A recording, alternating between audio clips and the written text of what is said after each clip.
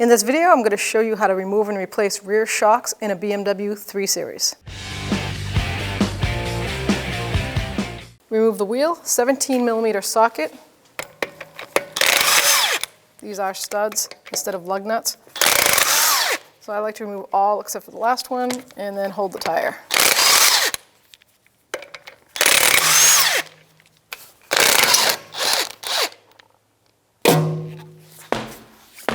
So when you get the new shock, before you install it, I want to show you how to start it. You want to start all shocks that you can, and that means compress them several times to get the gas and oil mixture.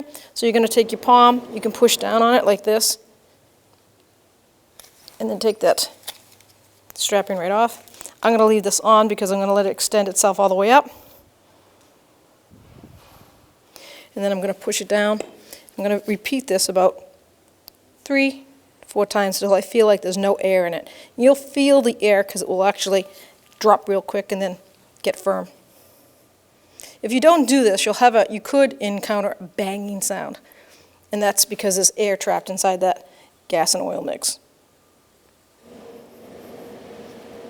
So once you get under the vehicle, there's a nice plastic shield here. You're going to have to take this down because it covers the actual mounting for the rear bottom shock. So 10mm socket, and there is 4 little nut caps.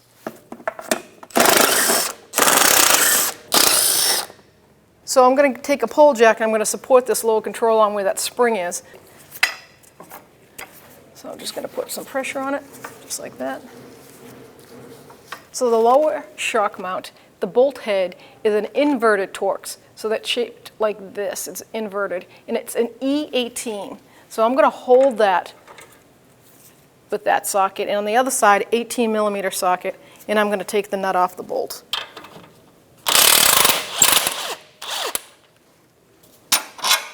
So the top of the shock has 3 mounting bolts right here in this housing, and it's an inverted 12. E12 is the socket. Now I'm going to break them free by hand. Don't worry about that. We're going to put a little RTV on that to put it back up. Through the years, the sticky part of it falls apart.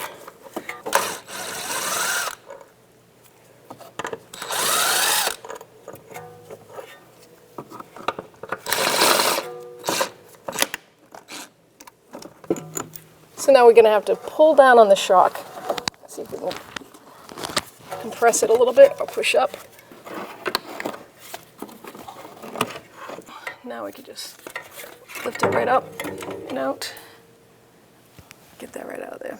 So we have to take this top shock mount off and transfer it over, and the same with the actual strut bushing. And I'm going to take a little pry bar and take this plastic cover off because we have to access the center bolt. And there it is. So in order to get that off, they do give you an Allen head, but that's going to be kind of tough. So I'm going to just put it right in a vise, and I'm going to lock it up. I'm going to spray that with a little penetrating spray, and it will take a socket to it. See if we can spin it off. It's a 16mm socket.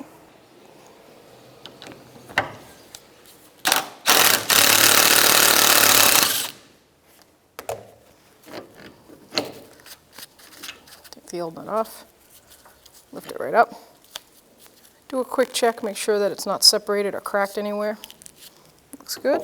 Now we can take the shock out, take the bumper off, discard the old shock. So now we're going to put the bumper back on, the new shock.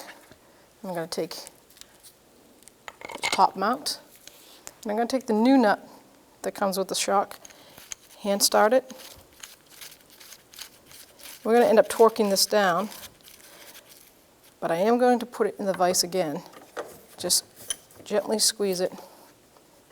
That shock should never go down into that tube up in this area, so even if there's a little burr, we shouldn't damage it at all. It should be fine. So I'm going to just snug it up before I torque it down. So I got a pair of vice grips locked on the shaft in the back, my 16mm socket, and I'm going to torque this to 28 foot-pounds.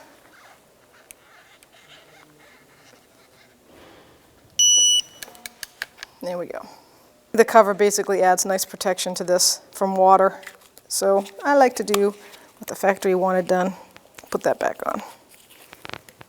There we go. So you can put whatever you want to try to hold this boot up in there, but I'm going to put like some RTV on there and just chunk it all the way around. It'll keep coming undone while I'm working on it, but hopefully once I'm done I can push it back up and it will dry. So now we're going to put the rear shock back in. I'm going to try to guide it down the bottom. And now we're going to compress this, guide it in, let it seat itself. I'm going to hand start my 3 mounting bolts. That way I don't crisscross anything.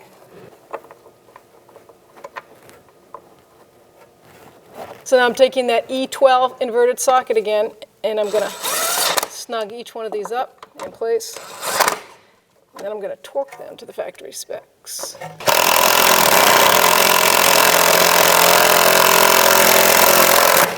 These top shock mount bolts is 21 foot-pounds, and that is with that E12 socket.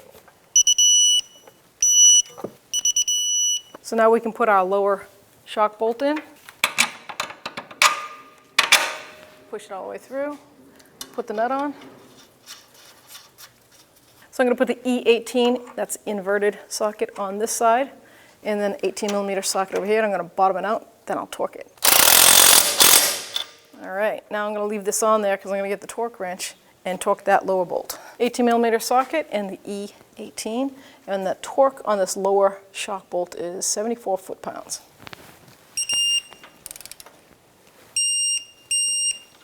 Now they can take the pole jack down. And I'm going to put that plastic sheathing back up. So now we can put our shield back up with those little 4 studs poking through. And our little nut 10mm socket.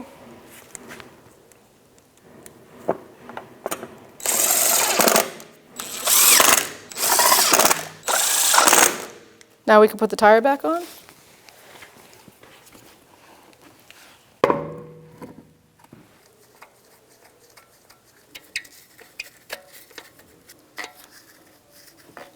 A 17mm socket. I'm just going to snug these 3 up.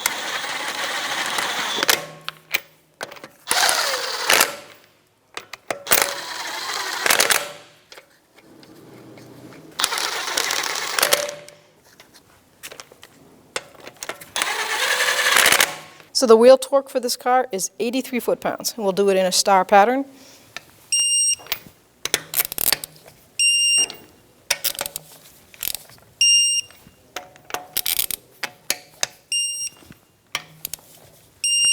Always double check.